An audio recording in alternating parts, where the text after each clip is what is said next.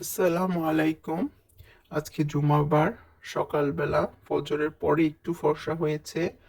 6টা বাজে। আমরা আজকে যাব কাঁচা খেজুরের রস খেতে। তো আমরা সকাল সকালে আজকে রওনা দিয়েছি। আমরা যাব উত্তরখান মাস্টার বাড়ি।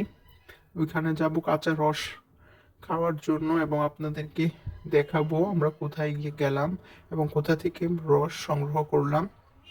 এই যে আমরা যাচ্ছি, এখন অনেক সকাল। এই যে কুয়াশা, রাস্তায় লোক ছিল না। এই যে আমরা এসে পড়েছি।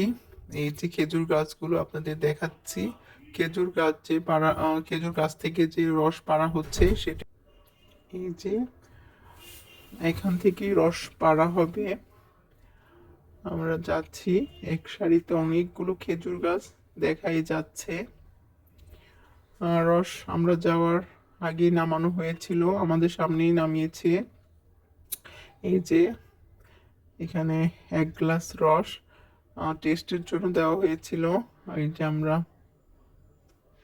খেলাম, অনেক বছর পরে খেজুর রস খেয়েছি, খুব ভালো লাগলো।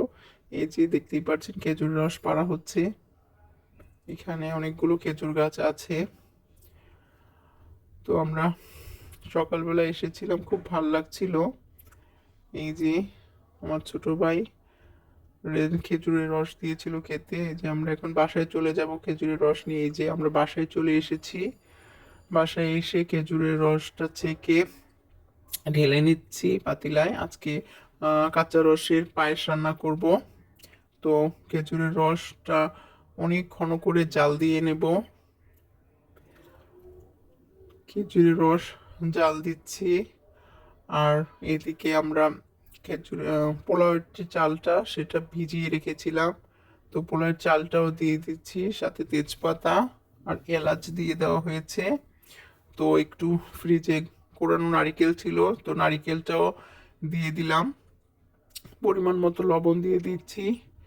দিয়ে এটা অনবরত নাড়তে থাকবো এবং ঘন হওয়ার আগ পর্যন্ত নাড়বো। এবং এই যে ঘন হয়ে গেছে, একটু পরে নামিয়ে নেব।